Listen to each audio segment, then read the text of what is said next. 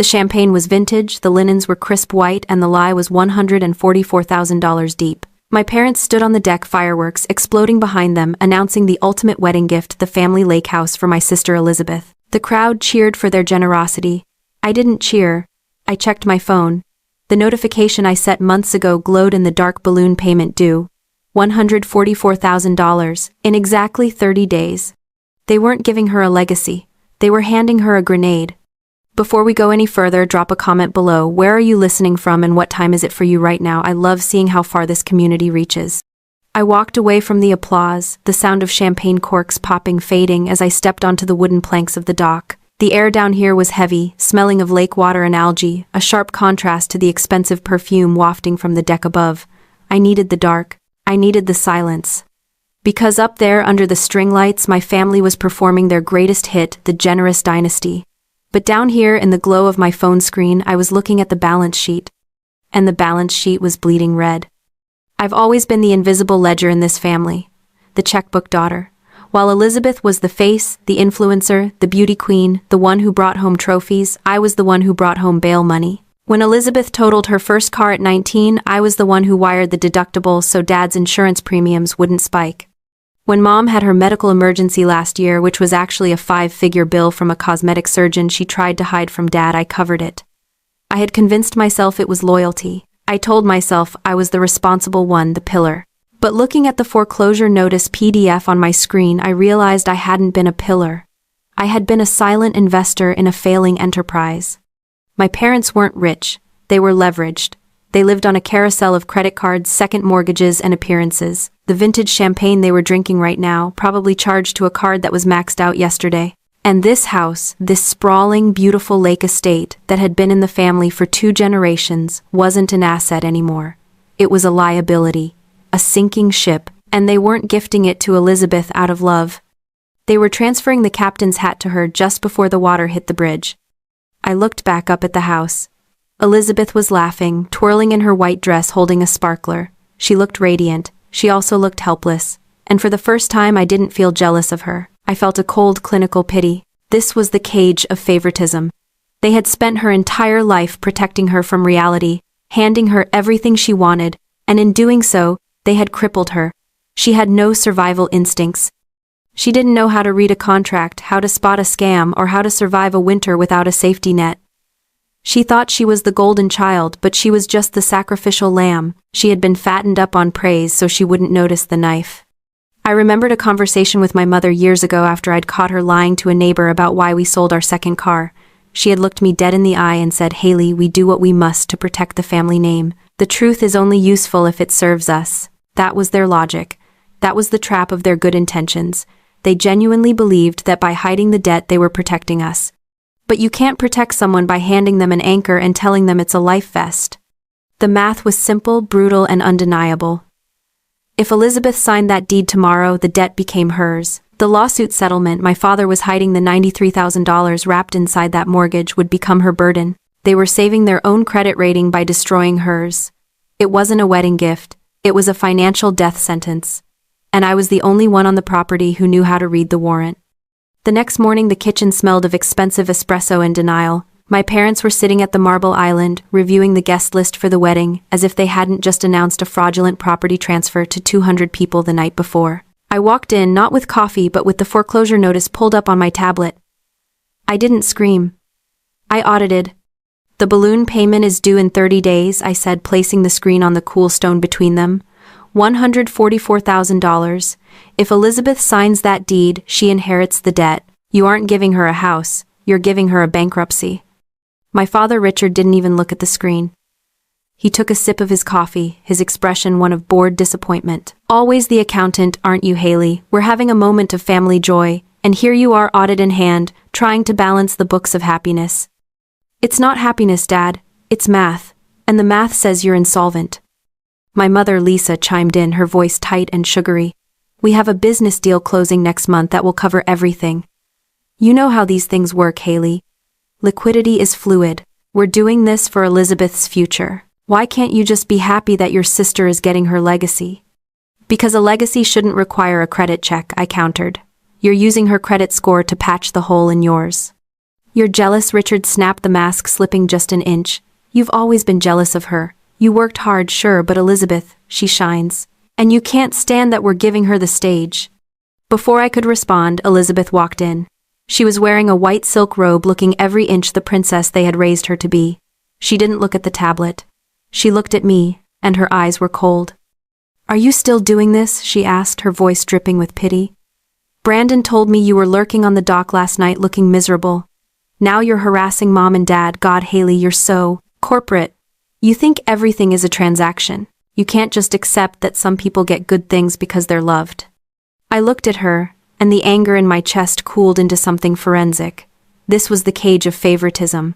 My parents hadn't just spoiled her, they had disabled her. By handing her everything she ever wanted without struggle, they had removed her survival instincts. She was a show pony, groomed beautiful and trained to trot in circles while the barn burned down around her. She didn't question them because she had never needed to. Her privilege was a muzzle.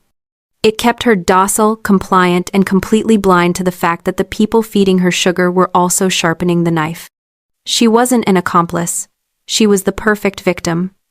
I'm not jealous, Liz, I said, picking up my tablet. I'm terrified for you. Save it, she spat. I don't need your protection. I have, Dad. I looked at Richard. He smiled, a thin, triumphant curling of his lips. He thought he had won. He thought that by turning the golden child against the scapegoat, he had secured his cover.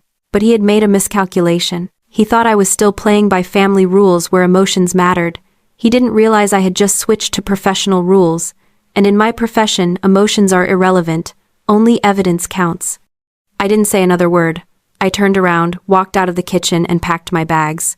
I was done being a sister. It was time to become an analyst. I drove back to the city in silence, the hum of the tires on the highway, the only sound replacing the accusations echoing in my head. I didn't cry. I didn't rage. I switched gears. The emotional part of my brain, the daughter who wanted her father's approval, the sister who wanted to be included, shut down. In its place, the forensic analyst woke up. This wasn't a family dispute anymore. It was a case file. And I knew exactly how to build it. Back in my apartment, I set up my war room. 3 monitors, a fresh pot of coffee, and access to the public databases I used for work. I started pulling the threads my father thought he had buried. I pulled the property records for the lake house first. The deed history showed the transfer to my parents 20 years ago, clear and clean. Then came the first mortgage standard. But then 3 years ago, the second lien appeared, $93,600. The interest rate was predatory, the kind you only accept when you're desperate and out of options. Next, I went hunting for the business deal my mother had mentioned. I searched for my father's LLC filings. Richard Sterling Consulting. The status was active, but the revenue reports were a joke. The company had been bleeding money for 5 years. There was no big deal closing next month. There were only mounting liabilities. But the real smoking gun wasn't in the business records. It was in the court filings. I searched my father's name in the county clerk's database, filtering for civil suits. And there it was. Case number 21-CV-0943 Peterson versus Sterling. Filed 3 years ago. Settled out of court. The plaintiff, a former business partner, had accused Richard Sterling of embezzling funds from a joint venture. The settlement amount was confidential, but the timeline matched the second mortgage perfectly. He hadn't bought a boat. He hadn't renovated the kitchen. He had bought his freedom. I sat back, the glow of the screens illuminating the dark room. It was worse than I thought. My parents weren't just irresponsible. They were criminals in hiding. They had paid off a fraud allegation with debt, and now they were about to transfer that debt to Elizabeth to wipe their hands clean. If the partner came back for more, or if the IRS audited them, they could claim insolvency. They would point to the house transfer and say, "Look, we have nothing. Our daughter has the asset." They were setting her up as the fall guy for a crime she didn't even know existed. My phone buzzed. It was a text from Elizabeth. "Please just let it go. You're ruining everything." I stared at the message. She still thought this was about a party. She thought I was being petty, trying to steal her spotlight. She didn't realize I was the only thing standing between her and a felony investigation. I didn't reply. I printed the court docket. I printed the settlement agreement summary. I printed the foreclosure notice. I compiled everything into a single PDF file titled The Truth. This was the trap of their good intentions. My mother had probably convinced herself that hiding this was an act of love. She would say they did it to protect the family name to keep Elizabeth from worrying. It was cognitive dissonance weaponized. They believed that maintaining the image of wealth was more important than the reality of survival. They thought that if they just kept dancing, the music would never stop. But the music had already stopped. The band had packed up and gone home. And the only sound left was the scratching of a pen on a foreclosure deed. I closed my laptop. I had the evidence. I had the motive. Now I just needed the venue. The rehearsal dinner was held in the ballroom of the Grand Hotel downtown, a venue that cost more for one night than my parents had in their combined retirement accounts. Crystal chandeliers dripped from the ceiling, and the centerpieces were towering arrangements of white orchids. It was beautiful. It was expensive. It was a lie. I arrived late, carrying nothing but a slim laptop bag. I had traded my bridesmaid dress for a sharp black suit. Tonight wasn't about blending in. It was about standing out. I scanned the room. My parents were at the head table, holding court, basking in the admiration of their guests. Elizabeth was next to them, looking nervous but radiant, holding Brandon's hand. Brandon looked bored, checking his watch clearly, ready for the night to be over. I walked over to Elizabeth first. I had to try one last time. Just once. For my own conscience. "Liz," I said, leaning down to whisper in her ear. "We need to talk. Now. Outside." She pulled away, her eyes flashing with annoyance. "Not now, Haley. Dad is about to give his speech. Don't make a scene." "This isn't a scene, it's an intervention, please. 5 minutes." "No," she hissed. "Sit down or leave." I looked at her. I saw the fear behind the defiance.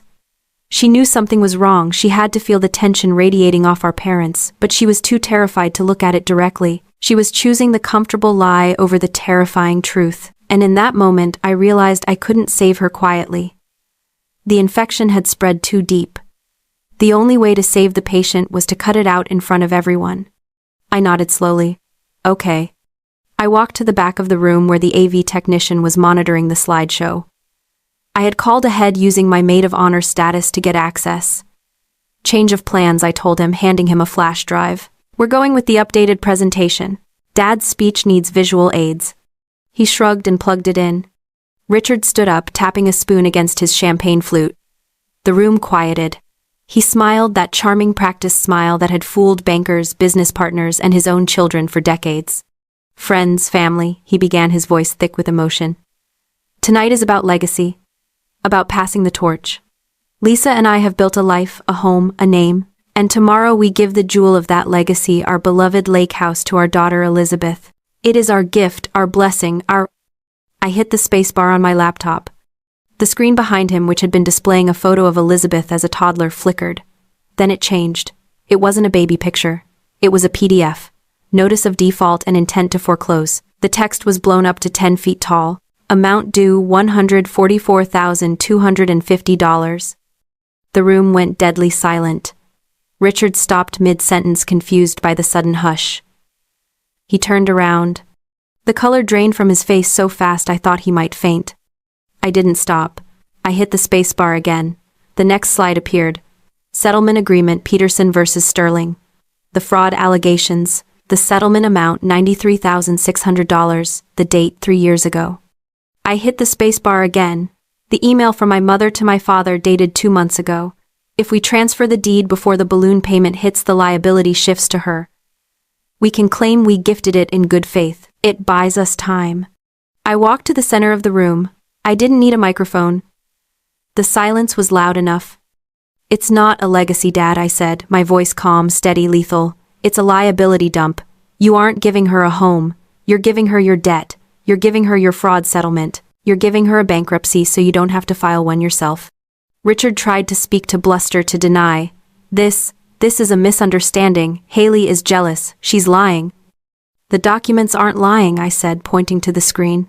"That's the county clerk's stamp. That's the bank's letterhead. That's your signature on the settlement admitting to embezzlement." I turned to Brandon. He was staring at the screen, reading the numbers. He was a tech heir. He knew how to read a balance sheet.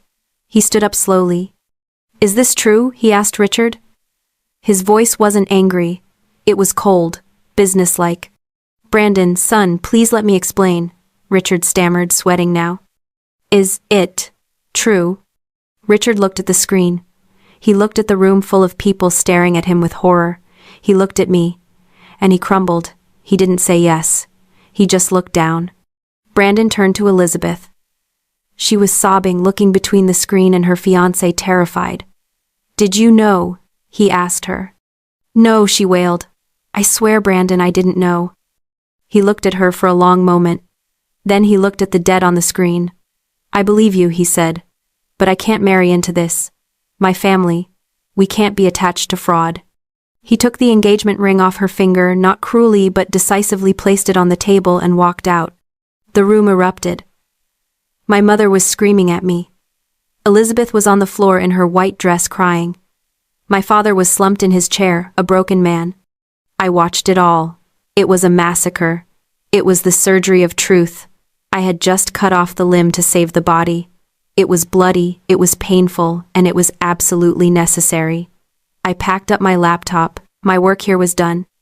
The fallout was swift, brutal, and total. The wedding was canceled the next morning. Not postponed, canceled. Brandon's family, who had built their fortune on tech patents and impeccable due diligence, cut ties immediately. They threatened to sue my father for misrepresentation if he tried to contact them again. My parents' social circle, the one they had mortgaged their future to impress, evaporated overnight. The fraud settlement was no longer a secret. It was the headline of every whispered conversation at the country club they could no longer afford. Elizabeth showed up at my apartment 3 days later. She looked like a ghost. Her perfect hair was pulled back in a messy bun, and she wasn't wearing makeup. For the first time in her life, she didn't look like an influencer. She looked like a survivor of a natural disaster. They're selling the lake house, she said, her voice hoarse. The bank is taking it. Dad is liquidating his retirement to pay off the rest of the settlement debt so he doesn't go to jail for tax evasion. I nodded. I know. I saw the listing. She sat on my couch, pulling her knees to her chest. I hated you, you know. When you put that slide up on the screen, I wanted you to die. I know. But then, Brandon left. And Dad didn't stop him. Dad just sat there and let him walk away because he knew he was caught. She looked up at me, her eyes red-rimmed. He wasn't going to tell me, was he? He was going to let me sign the deed the next morning. He was going to let me ruin my life so he could keep his membership at the club. Yes, I said softly, he was. She started to cry, a quiet, broken sound that hurt more than the screaming match at the rehearsal dinner. This was the cage of favoritism finally breaking open. The golden child realized she wasn't the prize. She was the currency. I went to my desk and pulled out a folder. It wasn't an indictment this time. It was a lifeline. I handed it to her. What is this? She asked, wiping her eyes. It's a budget. A real one. And a list of recruiters I know who place entry-level marketing roles based on skill, not connections. It's a plan, Liz. For independence. She took the folder. She looked at it like it was a foreign object, then looked at me. Why are you helping me? I treated you like garbage. Because you're my sister, I said. And because the only way to beat them is to survive them. You don't need a rich husband or a lake house to be okay. You just need to learn how to stand on your own 2 feet. 6 months later, I met Elizabeth for coffee. She was working as a junior coordinator at a PR firm. The pay wasn't great, and she lived in a studio apartment with 2 roommates, but she paid her own rent. She looked tired, but she looked real. Mom called me yesterday, she said, stirring her latte. They moved into a condo in Jersey. She complained for 20 minutes about the lack of closet space. I smiled. Did you offer to send money? Nope, she said, a small, proud smile touching her lips. I told her to try the Container Store. And then I hung up. We sat there in the busy cafe, the noise of the city around us. There was no fireworks display, no champagne, no applause. Just 2 sisters drinking coffee, finally seeing each other clearly for the first time. I picked up the check, not because I had to, but because I wanted to. I had walked through the fire to get here. I had been the villain, the prosecutor, and the executioner. But looking at my sister free from the debt that would have drowned her, I knew I would do it all again. I had burned down the fantasy to save the reality, and the reality was worth saving. If you've ever had to be the villain to save someone you love, share this story. And tell me in the comments what's the hardest truth you've ever had to tell. Don't forget to follow for more stories about breaking free.